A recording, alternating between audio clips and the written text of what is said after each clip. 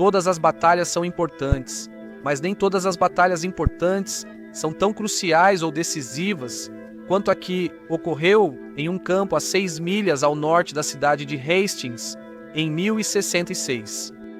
O lugar e a data estão profundamente enraizados na história da Grã-Bretanha, porque foi um dia em que tudo mudou.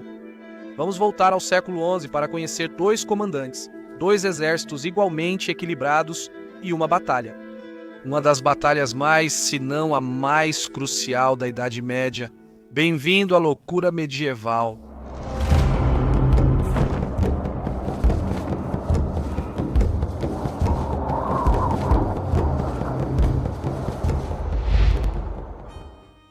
Esta ilha Cetro.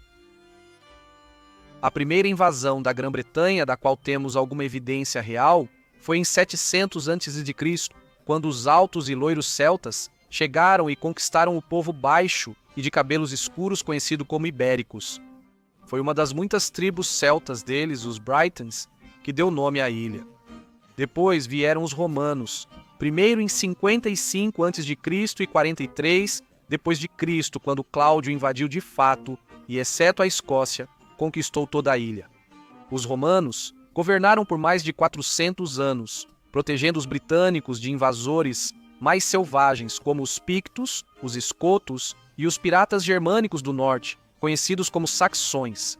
Mas no início do século V, os romanos começaram a se retirar à medida que o império caía, e assim começaram a Idade Média. No século VII, os saxões da Alemanha, os jutos da Jutilândia e os anglos de algum lugar entre eles chegaram. No fim do século VIII chegaram os vikings com saques, pilhagens e assentamentos. Os vikings também saquearam e depois se estabeleceram na França Ocidental, atual França. Sim, os normandos do norte da França eram basicamente vikings da Dinamarca, Noruega e Suécia, que primeiro saquearam e depois se estabeleceram ali.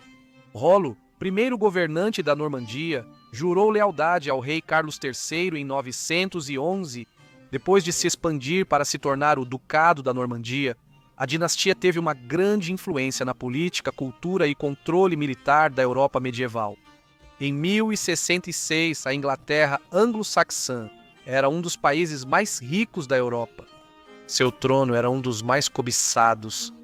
Em janeiro daquele ano, nos pequenos vilarejos da Inglaterra, onde a maioria das pessoas vivia, em geral a vida era boa. Mesmo assim, a vida era difícil e todos precisavam trabalhar muito para sobreviver. Mas o trabalho era recompensado, pois em tempos de paz havia fartura e impostos baixos. A Inglaterra havia sofrido com um clima frio e úmido por muito tempo, mas em 1066 e pelos próximos 200 anos, até isso estava melhorando, e o povo passou a desfrutar de invernos amenos e verões quentes, onde o mais importante, as colheitas prosperavam. Nessas aldeias, onde todos se conheciam e até sabiam de cada animal e árvore, raramente aparecia um estranho. O rei Eduardo estava no trono há 24 anos, as histórias dos vikings escandinavos já eram passado, e os ingleses estavam satisfeitos. Tal pai, tal filho. Eduardo, o confessor, foi o 7º filho de Etelredo, segundo chamado de Despreparado, e Ema da Normandia. Eduardo nasceu entre 1003 e 1005 e tornou-se rei da Inglaterra em 1042 após a morte de Hardacanuto. Eduardo passou 25 anos exilado na Normandia com seu irmão Alfredo antes de voltar à Inglaterra. Sua esposa Edith, com quem se casou em 1045, era filha de Goduíno de Wessex, o conde mais poderoso da Inglaterra. Em 4 de janeiro, Eduardo ficou quase todo o dia inconsciente em um palácio real perto do rio Tâmisa, em Londres. A doença havia começado 2 meses antes, sendo chamada na época de um mal do cérebro. Provavelmente foi uma série de pequenos derrames. Como um rei à beira da morte, Eduardo tinha um problema sério. Ele não tinha herdeiro. Na década de 1120, Guilherme de Malmesbury escreveu as Crônicas dos Reis da Inglaterra e admitiu que não conseguia definir qual era a verdade sobre a sucessão de Eduardo, o Confessor. O clã Godwinson dominava a política inglesa desde que Godwin virou conde de Wessex por Canuto, o Grande, 46 anos antes.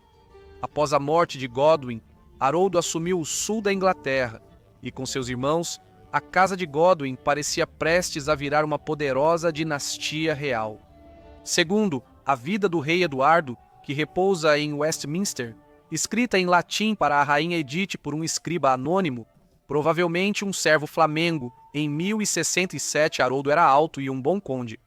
Citação: bem acostumado a fadigas intermináveis, a passar sem sono e sem comida, e dotado de temperamento amável e de uma compreensão mais rápida. Embora, citação, perturbadores da paz, ladrões e assaltantes precisavam tomar cuidado, pois esse campeão da lei ameaçava com o terrível rosto de um leão.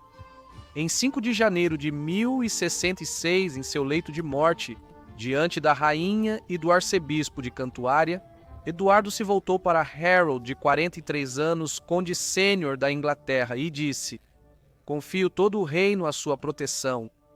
Então, após voltar ao coma, ele morreu. O homem que seria rei. Enquanto isso, na Normandia, o Duque Roberto I, o Magnífico, morreu em 1035 durante uma peregrinação. Seu filho ilegítimo, o jovem Guilherme de 8 anos, sendo seu único herdeiro homem, herdou o título de Duque da Normandia, além de ser conhecido como Guilherme, o Bastardo, por toda a França. Roberto fez o rei francês Henrique I reconhecer seu filho e garantiu que os principais da Normandia jurassem lealdade a Guilherme antes de ir para Jerusalém.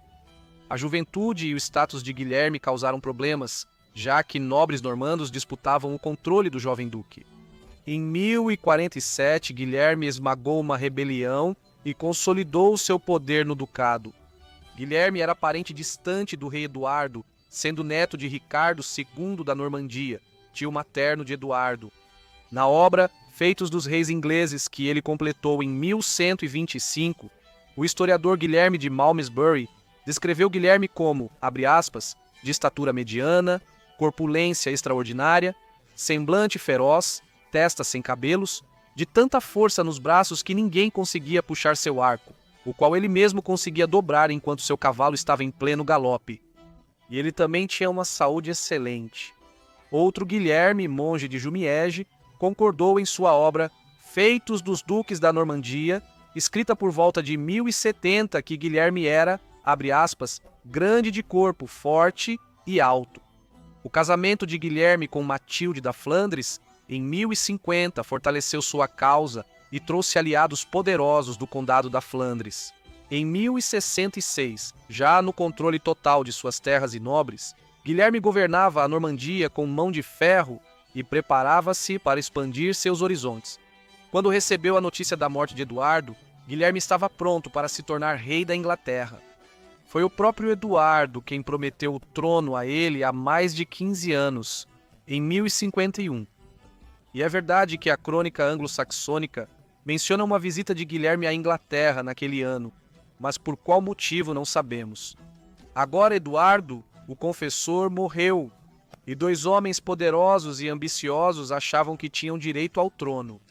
Quando Haroldo se coroou apenas um dia após a morte do velho rei, um confronto era inevitável, e um furioso Guilherme tomou a decisão de invadir.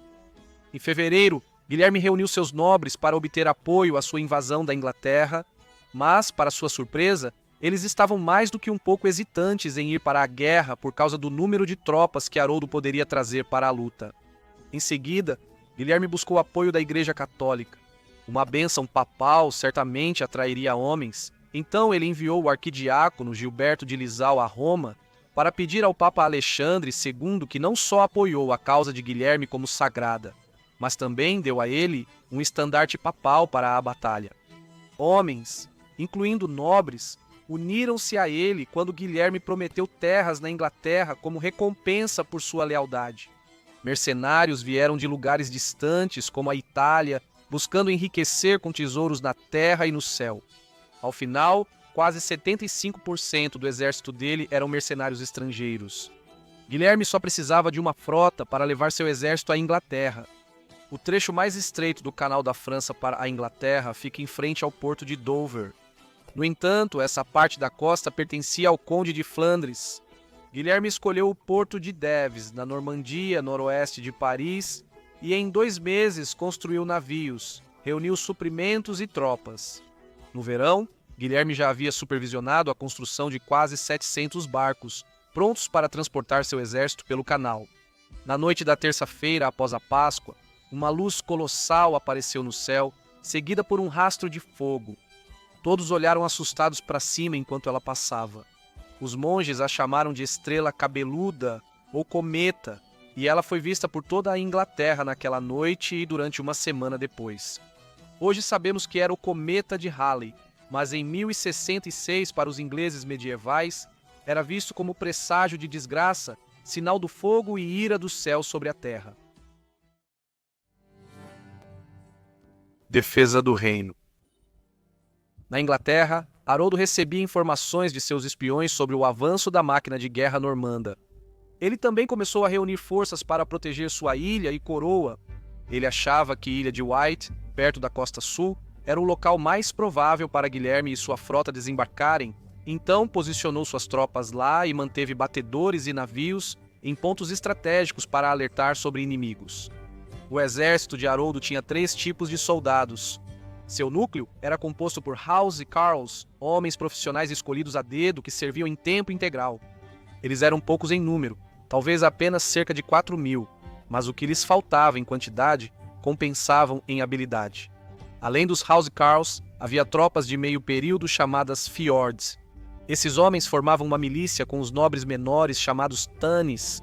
Por fim, convocavam todos os homens aptos para lutar.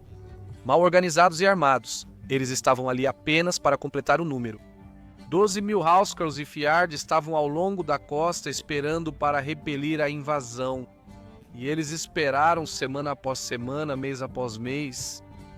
Não era que Guilherme não quisesse zarpar, ele estava pronto para a luta, mas os ventos estavam contra ele, e sem um vento sul, os barcos agora reunidos na foz do rio Deves simplesmente não podiam navegar. Haroldo não só perdia ritmo, paciência, mas também suprimentos, pois sustentar um grande exército era caro. A colheita se aproximava e muitos homens estavam ansiosos para voltar para casa. Então Haroldo tomou a decisão fatídica de desmontar o exército e voltar para casa em Londres. Buscar e destruir. Em agosto, o rei Haroldo Hadrada da Noruega finalizou seus planos de invasão. Após sair de casa com sua frota, ele reuniu mais homens e navios em Shetland e Orkney e seguiu para a Escócia encontrar Tostig, irmão de Haroldo Godwinson, que, exilado pelo irmão, trouxe mais navios. Assim que chegaram a Nortúmbria, na costa leste da Inglaterra, os vikings devastaram Yorkshire e seguiram de barco pelo rio Ouse. O objetivo deles era chegar à cidade de York. Assim que soube da notícia, Haroldo não teve escolha a não ser enfrentar o perigo de frente. Ele reuniu rapidamente seu exército e, determinado, iniciou a marcha ao norte com seus housecarls, recrutando homens do fiord pelo caminho. Quando chegaram aos vikings em Stamford Bridge, no dia 25 de setembro, o exército saxão já contava com milhares de homens e havia percorrido mais de 180 milhas, em impressionantes 5 dias. Os nórdicos foram pegos de surpresa. Eles não esperavam que Haroldo chegasse tão rápido e estavam em 2 grupos ao longo do rio Derwent, o mais forte perto da margem e o mais fraco ao lado do pântano.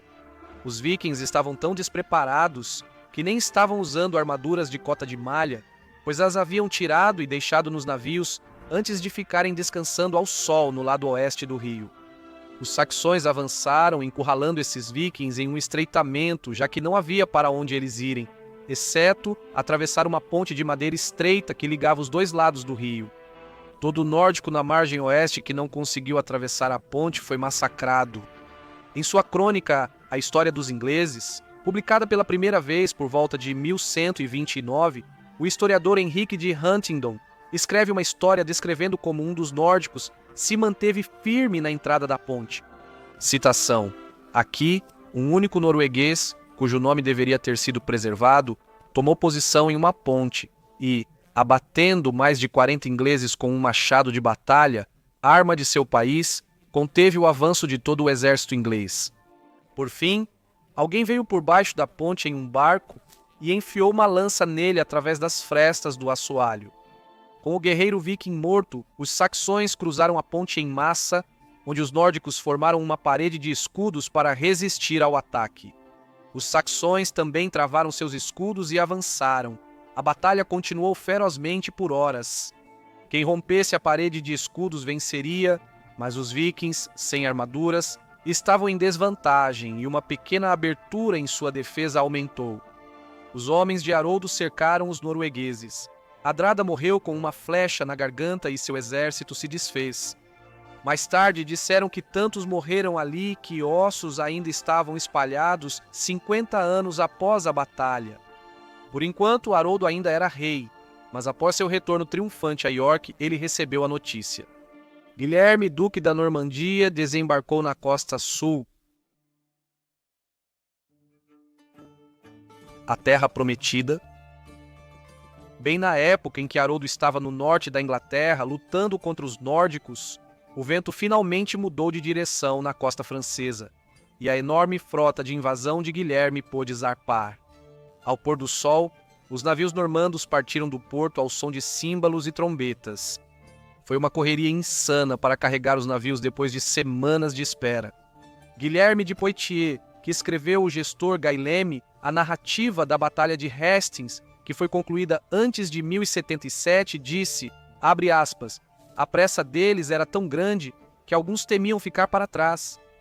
Quase 700 navios transportaram 2.000 cavalos e 7.000 homens. Guerreiros inquietos que estavam esperando impacientemente há semanas para enfrentar os ingleses. Por volta das 9 da manhã de 28 de setembro, os navios chegaram a Pevensey Bay, em East Sussex, cerca de 10 milhas a oeste de Hastings. Os primeiros a desembarcar foram os arqueiros, prontos para o confronto. Mas não havia ninguém lá. Guilherme e seus homens não podiam acreditar em sua sorte.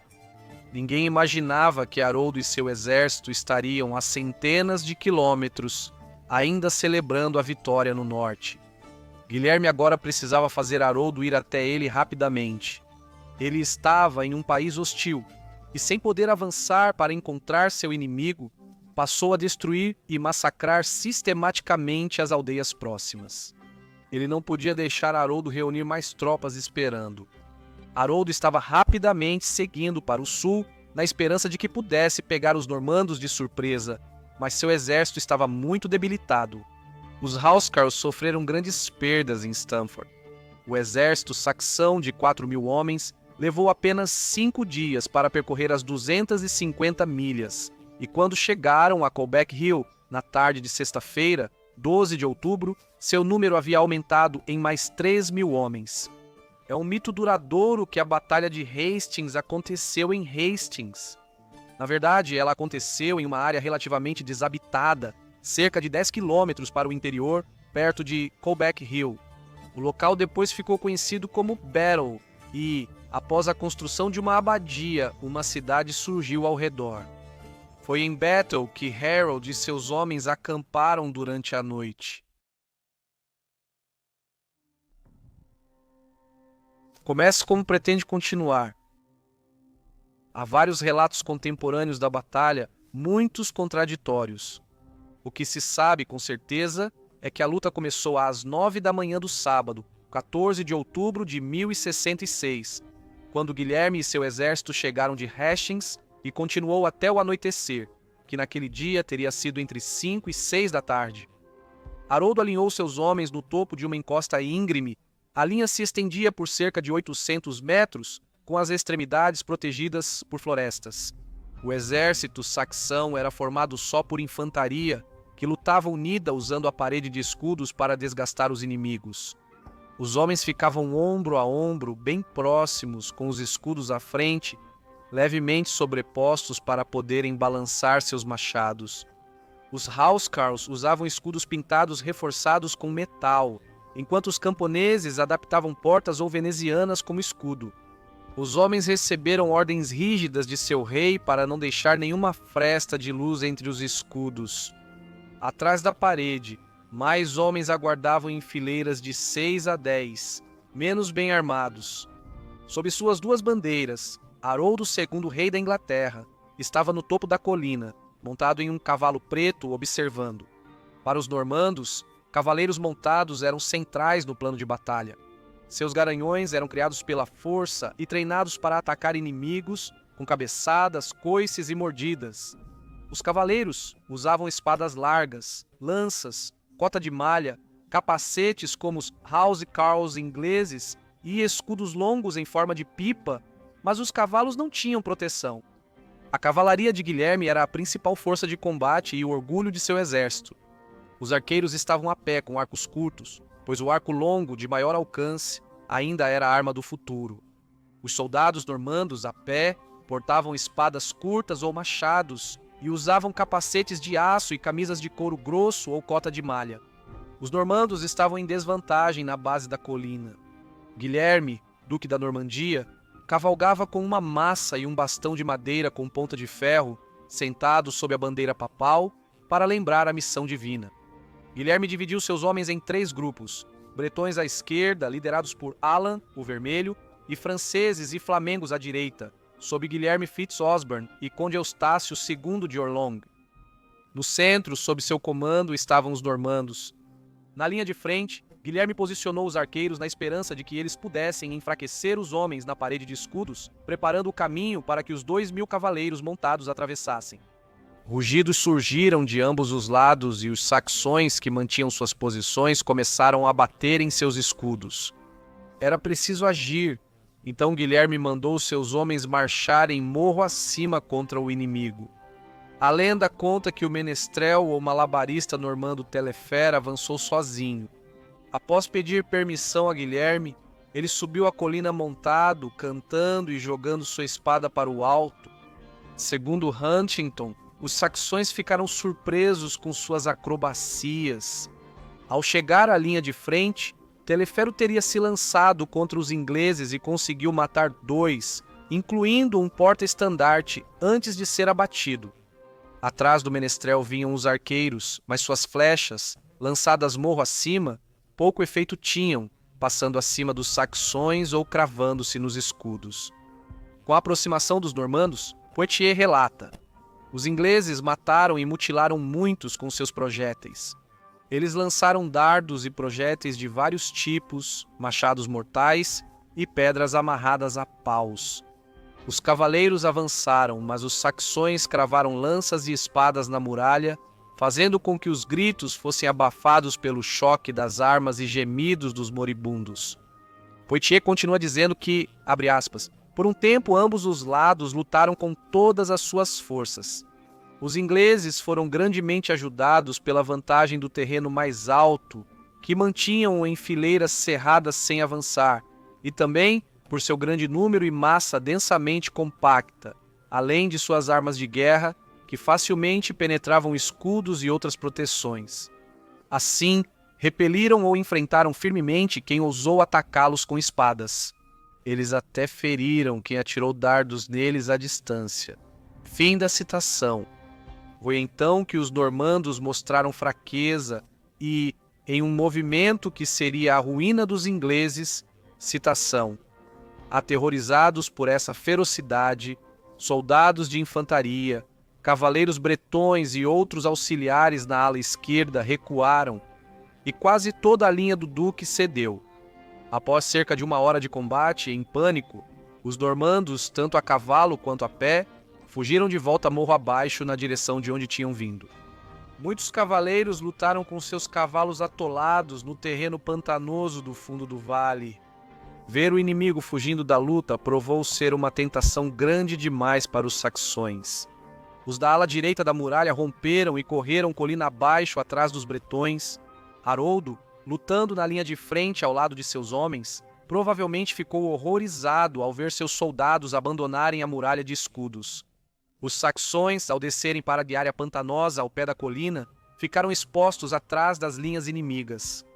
Haroldo tinha uma escolha: ou descia a colina e se juntava aos outros no ataque, ou permanecia no topo e defendia. Ele escolheu permanecer onde estava e defender sua posição. Até o francês Poitiers reconhece que, segundo ele, os ingleses lutaram confiantes e com todas as forças, tentando impedir que os atacantes abrissem uma brecha.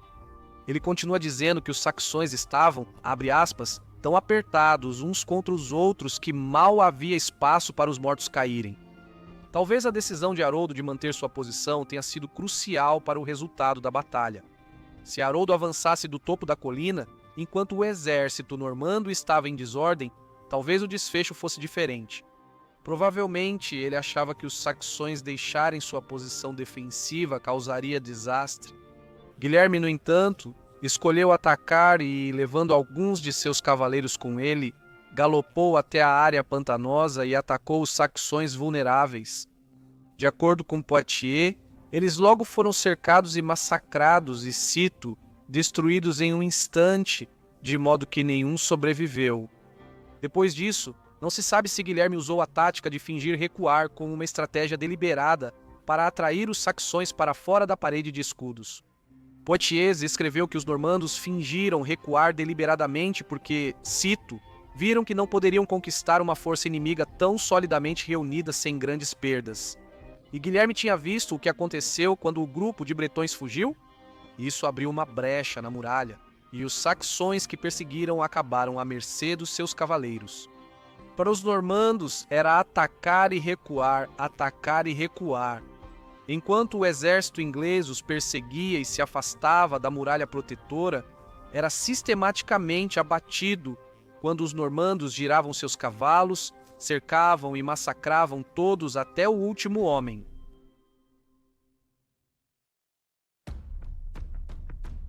Por quem dobram os sinos? O tempo estava passando. A maioria das batalhas medievais terminava rapidamente, mas esta estava se tornando uma das mais longas e disputadas, e ainda assim a parede de escudos permanecia. Quando o dia estava chegando ao fim, Haroldo sabia que, se seus homens conseguissem resistir até o anoitecer, reforços provavelmente chegariam, e eles poderiam começar a luta do dia seguinte com muito mais tropas descansadas. O problema era que as baixas dos saxões começavam a sair do controle. O ataque intenso dos normandos provocou muitas mortes na linha de frente, agora formada por homens menos experientes. Guilherme sabia que sua estratégia desgastava o inimigo, mas também notava a chegada da noite. Com apenas 1 hora de luz do dia, ele decidiu reunir todo o exército em uma massa sólida. Atrás deles, ele colocou seus arqueiros e mandou que atirassem para o alto, para que as flechas atingissem os saxões atrás da parede de escudos. Foi então, de acordo com Huntingdon, que, abre aspas, uma chuva de flechas caiu ao redor do rei Haroldo, e ele próprio foi atingido no olho. Foi um dos momentos mais famosos da história britânica. Enquanto o último rei anglo-saxão da Inglaterra agonizava, o caos tomou conta dos saxões. Os normandos avançaram e a parede de escudos foi finalmente rompida. Um grupo de cavaleiros franceses foi direto ao corpo do rei morto e cortou primeiro uma perna, depois a outra e, por fim, sua cabeça. O fiel Housecarl de Haroldo permaneceu leal até o fim e tentou proteger o corpo de Haroldo. Seus irmãos, Conde Lífrico e Conde Gerto, foram encontrados nas proximidades. Ao ouvirem a notícia da morte de seu rei, o moral dos saxões foi quebrado, e aqueles que não foram perseguidos e massacrados pelos normandos escaparam silenciosamente para a floresta ao cair da noite. Assim, proclamou Henrique de Huntingdon, a mão do Senhor realizou a mudança que um cometa notável havia prenunciado no início daquele mesmo ano. Milhares de homens haviam morrido. De acordo com o Carmen Vidones, a primeira história da invasão normanda, provavelmente escrita por Guido, bispo de Amiens, poucos meses após a batalha. Na manhã seguinte, os normandos enterraram seus mortos, mas deixaram os ingleses para serem devorados por vermes, lobos, aves e cães. O corpo de Haroldo não pôde ser encontrado, pois ele havia sido esquartejado. No entanto, os relatos sobre sua morte são contraditórios. No relato de Guilherme de Poitiers, apenas a morte dele é mencionada, sem detalhes de como ocorreu. A tapeçaria de Bayeux Um tecido bordado de 70 metros que retrata os eventos da conquista normanda também não ajuda muito, pois mostra duas figuras sob a declaração. Aqui o rei Haroldo foi morto. Uma com uma flecha cravada no olho e a outra caindo no chão enquanto é atingida por uma espada. Não está claro a qual figura a declaração se refere, e pode até se referir a ambas. Guerra da Mudança. Guilherme, o Conquistador, de 38 anos, foi coroado rei da Inglaterra no Natal de 1066, na Abadia de Westminster, Londres. A conquista dele causou uma das maiores reviravoltas no cenário político e cultural da Grã-Bretanha desde a invasão romana. Por séculos, governo, lei, religião e arquitetura foram influenciados pela conquista normanda. De repente, os ingleses passaram a ser governados por um novo grupo que nem falava sua língua. Desde o início, os ingleses acharam difícil aceitar o novo regime, e a rebelião era inevitável. Guilherme descobriu que precisava reprimir revoltas em quase todas as partes de seu novo reino. O resultado foi destruição em massa, com cerca de 10.000 normandos queimando vilarejos e plantações para impor sua vontade sobre 500.000 de britânicos. Embora Hastings tenha destacado a importância da cavalaria, muralhas de escudos seguiram sendo usadas até o fim do século XII, principalmente onde o combate montado não era viável. Edith, viúva de Eduardo, o Confessor, e irmã de Harold, perdeu seus 4 irmãos nas batalhas de Stamford Bridge e Hastings. Ela foi a única Godwin Sênior a sobreviver à conquista normanda e ficar na Inglaterra, enquanto os filhos de Harold fugiram para a Irlanda.